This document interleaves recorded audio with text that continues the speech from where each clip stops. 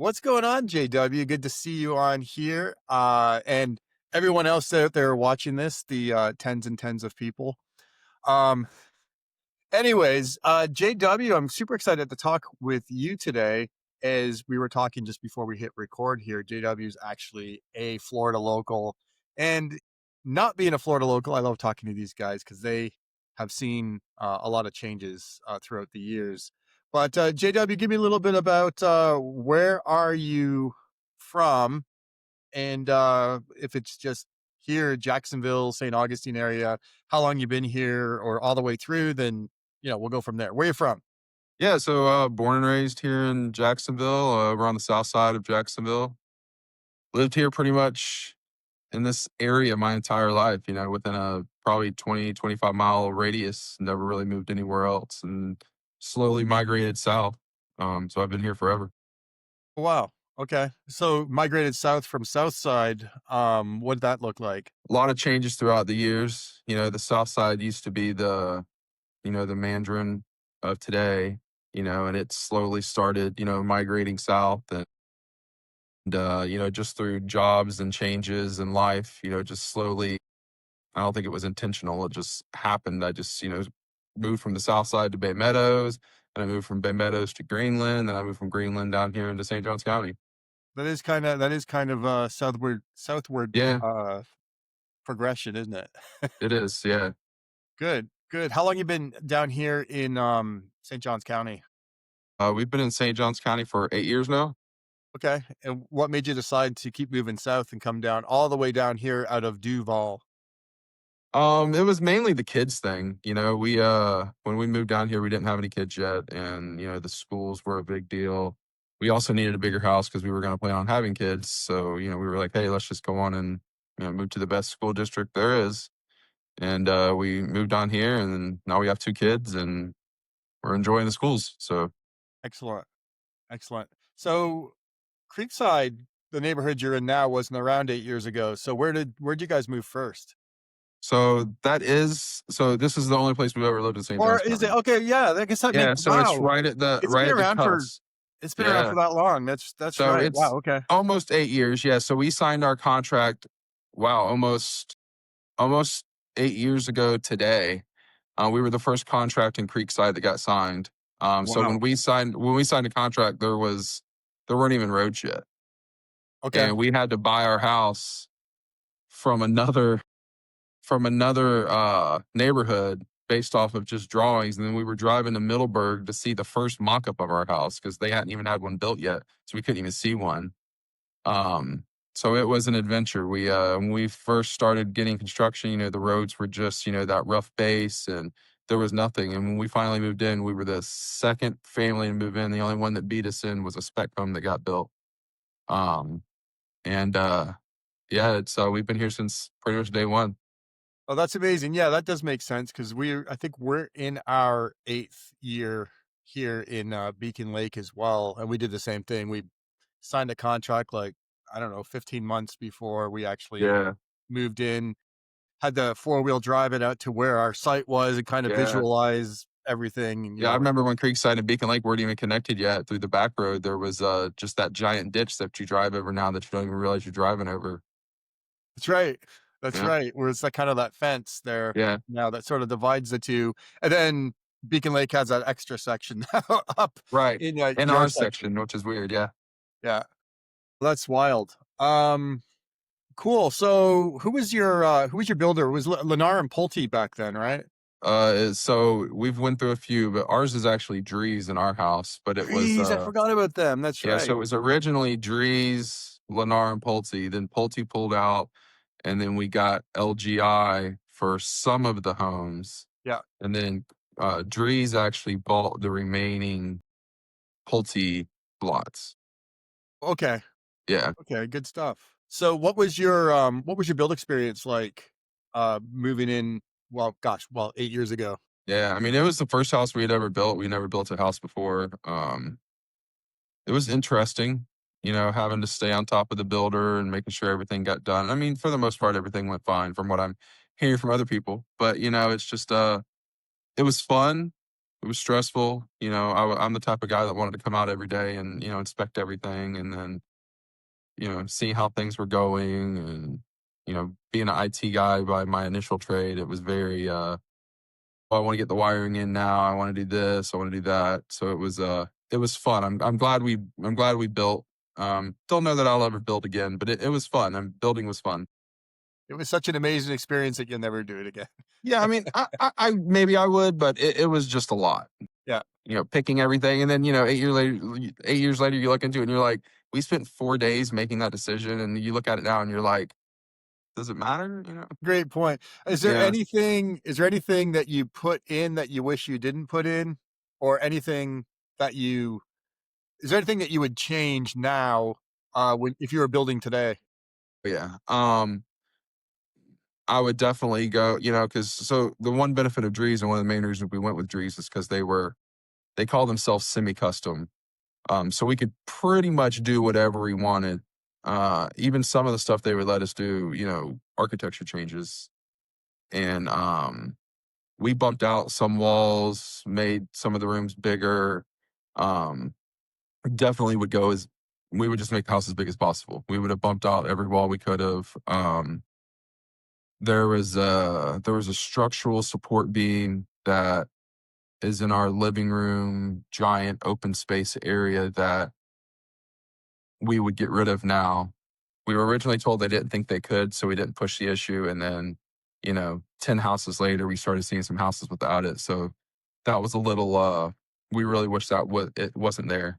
Um, just little things like that. We would have bumped out the side of the house a couple feet to make the kids' bedrooms a little bigger. Hmm. Just little things like that. But definitely would have made some changes. So you'd, and I kinda think I agree with this, is maximize square footage as much as you can. Yep, and I mean, I think that kinda goes towards anything. You hear people buying sheds or building garages, and it's always, you know, go bigger than you think you can, and if you can, go as big as you can, because you're gonna always wish you had more space. Well, that and, just from an investment perspective, back then, you were probably paying $150 a foot or something like that, and now it's, worth over $200 a foot, pretty Yeah, it's conservatively, so, just investment-wise, it makes sense. what's huge. Yeah, I mean, it's our home price is over doubled from when we bought it. It's wild. Yeah, that's amazing. So, okay, let me think here. If you are, well, let's talk about just really quick. I want to get your take on this. So, like County Road 210, coming through where all the new warehouse and all the gas stations, and it's like 6 lanes, except for where it needs to be up by just past Beach Walk, which hopefully I don't know. I think I've heard January, but I stopped. Okay. I'm a hopeful person, but I just live in life now and dealing with traffic because I'm Yeah, giving up hope. But what's that been like going from the last? What are you, like 25 years old, something like that?25, The yeah. last 30, 40 years of St. Johns County. What's that? How's it look different? How's it And I shaped? How's it I changed? remember, when I was a kid, and I still am, I'm still a car guy, so, I'd go out on car cruises and things like that, and I mean, I remember 210 being 2 lanes all the way to 95 and all the way to US 1. There was no flyover on US 1. You had to take the dogleg over in front of Creekside, and it was all 2 lanes the whole way. There was nothing. There was no houses, there was no gas stations, convenience stores, anything. Um and it was, 210 was just an excuse to leave 95 to get to US 1 if there was an accident. That was really the only purpose of it at that point. It's it's dramatically just it's not even the same place. You can't even tell. And for good and bad, it's just different. It just is what it is, right? So it's a big change. The traffic's not great. It could be worse. I mean, it's gotten better. What makes it, I think, really bad is that you got the 210 traffic and you got the US 1 traffic right now for the construction. Um, Yeah, hopefully the 210, calms down and gets finished here soon. Luckily, they've seemed to have not been doing any delays here lately, so that's big. They've Good, been good. continuously working. So you're a car guy. You ever track it? Oh, yeah, I used to track quite a bit.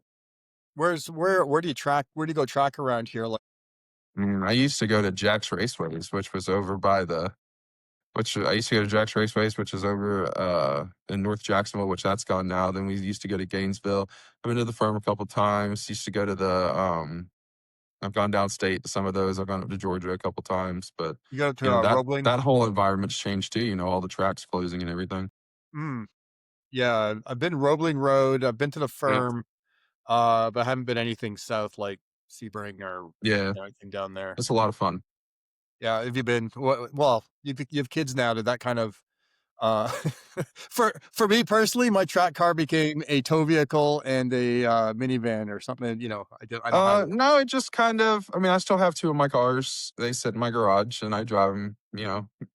Once every few weeks, and take my daughter to school in the convertible once in a while, and things like that. I just time has been an issue, with the kids and job and the business and just life. So I slowed down. I went from four cars to two. So um, we'll see where life goes, but yeah. All right, here's one of the most important questions that I ask everybody.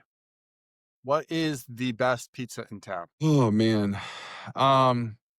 I really in this area and just probably just in general, if I'm going for really good pizza, I like Primo's. Primo's solid. I like Primo's. It's consistent, it's solid. The owners are nice. There's the other ones are great too.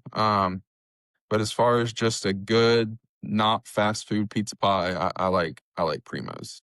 So that is my daughter and I. It's one of our favorite pizzas is Primo's, and I haven't had one anywhere else that I really care for that much. But their buffalo chicken is super solid. Their buffalo It chicken. is good. Yeah. There's another good one on Racetrack Road that's pretty good. And there used to Serafina be or Bella's it's one of those. Yeah, I forget which one. They have mm, some kind of specialty thing they do that's not bad. Um, triple threat. yeah, yeah, yeah, yeah, I think that is it. Yeah, so that one's pretty good. Whichever one that is that Serafina's or No, it's Bella's has the triple Alice? threat, and that's Yeah, it's like part calzone, part pizza, right. and like knots, I think, on it. Yeah, yeah.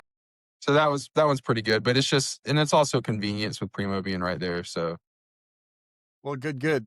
And then, so if you have time, and you and the wife are going out for date night, where are you guys going? oh, we like seafood. We like crab and lobster and stuff like that. So we do like PVO Ponte Vedra Outdoors, Okay. or Pond Valley Outdoors. That's a nice place to go. We like the steakhouses and the fancy Italian place over in Nocatee now that has a second location. Yeah, Cavulos, Cavuto. Tulos, yeah, Tulos, that one's pretty good. Um, yeah, I mean, we try to we don't always go to one place. We kind of like to branch out, but I do like Palm Valley Outdoors. It kind of has that vacation feel when you're there sitting outside.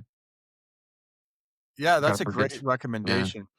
That's a cool place. And when they first opened up for a while, they had poutine, which is French fries and did things. they? But I didn't they know they didn't had really that.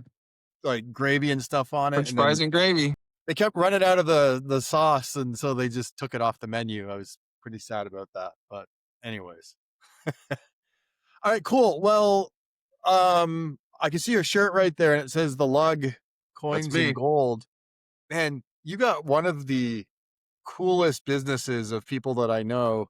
You're just like Scrooge McDuck swimming around in like gold coins in a big vat or a big safe in your home, I think. I'm not sure, I wish, man. I wish I had that kind of gold. but tell me a little bit about the lug. What's shaking down over at the golden coin place? Man, it's crazy. I mean, gold and silver's at an all-time high again. Gold's this morning's hitting $3,720 an ounce. When I first really started getting into this industry, it was $1,700 an ounce. So it's Woo. gone up over it's gone up over $2,000 an ounce since I started on gold. Silver's at almost a 15-year high at $43.40 an ounce today. When I first started, silver was at $17 an ounce, right? So it's almost tripled. It's a wild time to be in the metals market. So that's really 50% of my business. The other 50% is coins. My core focus and my core business is a coin shop, uh, by nature. the other half of the business, delves into the precious metals, the silver, the gold. And, depending on how you want to slice the pie up, another big portion of the business is, jewelry, watches, scrap gold and silver, kind of, anything shiny kind of approach. Anything shiny. Love it. So I'm assuming there's nothing really too small that's not worth getting checked out, like maybe a gold tooth, or nothing really too big that you can't handle. Is that I've seen you do some pretty big deals. I've done some big deals. Yeah. I mean, it's shocking how much gold is worth. I'll be doing a deal and somebody will come in, with a one earring, a broken bracelet, and a bent ring, and they've got $700 in gold. And I sit there and I think to myself, and I'm like, is that right? I need to weigh this again. I need to do the math again because there's no way this is $700, and it is. You really would be amazed what's just sitting in your junks section of your jewelry box. I mean, it's just and just like you said, a gold tooth. I mean, I had a guy bring in a gold cap off of his crown that they had pulled off and replaced, and it was like $300 in gold for a little tiny gold crown. Did he clean that It's first? shocking. Oh yeah, put the gloves on.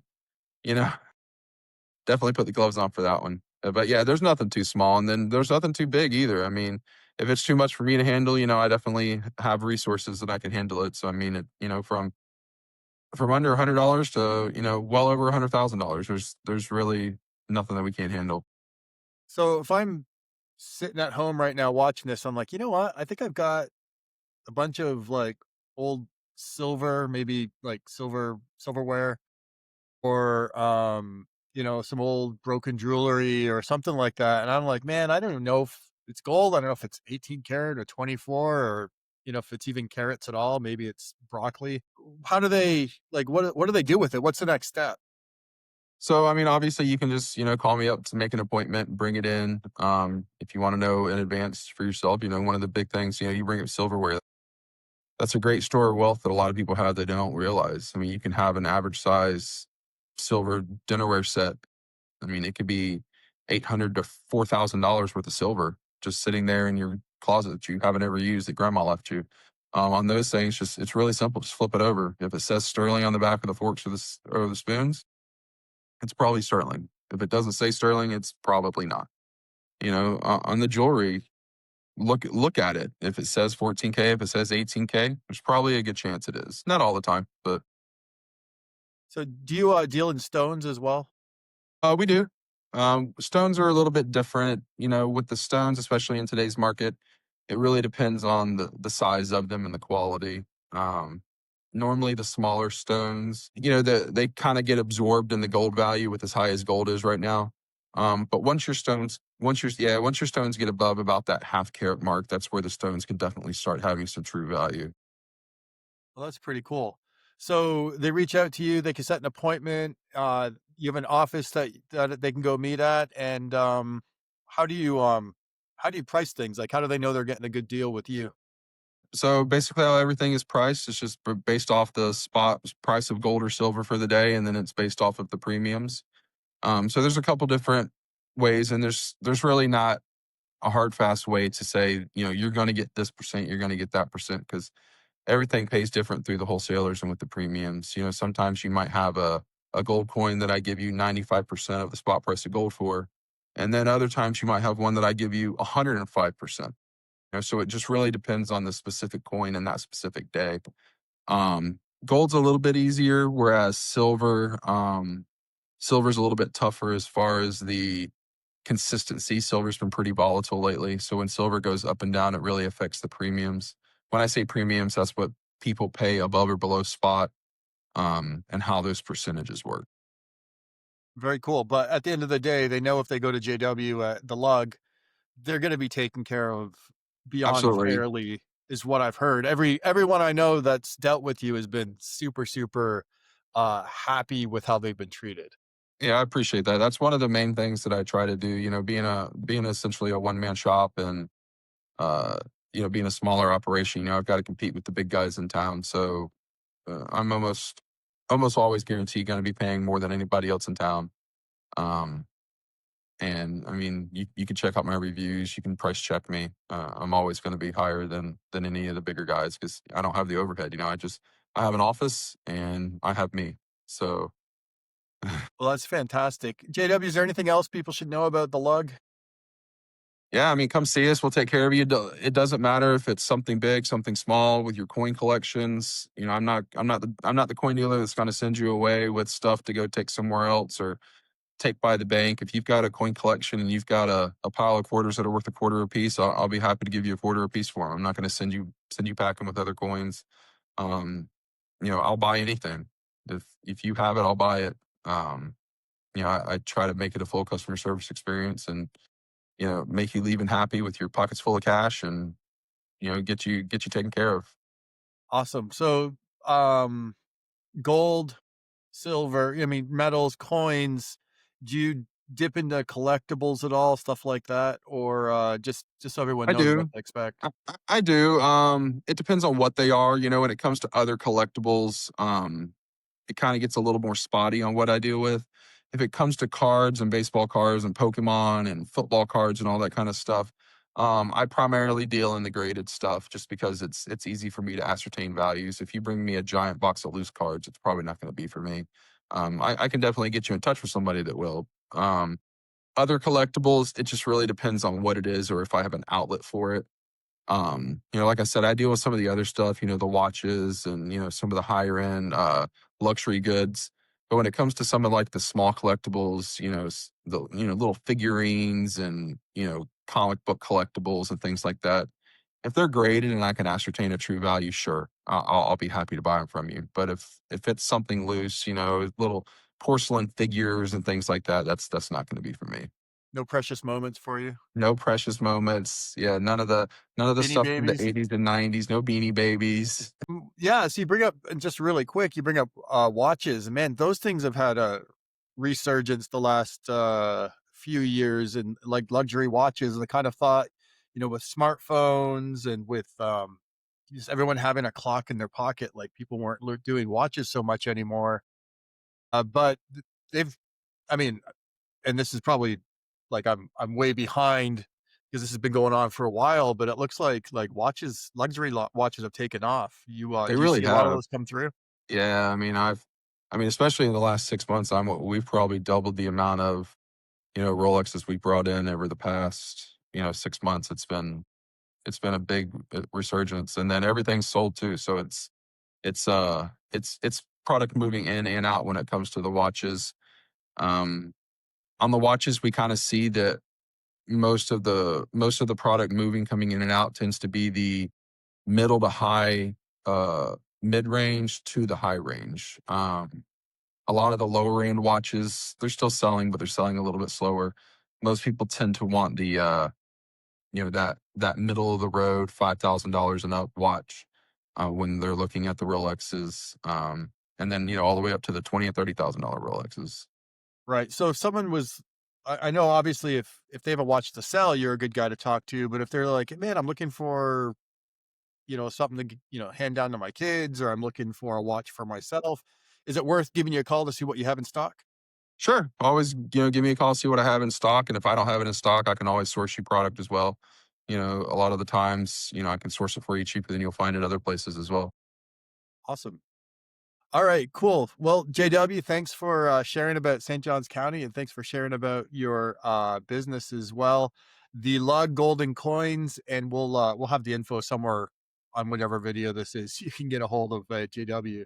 Thanks for popping on. Thanks, Austin. I appreciate you.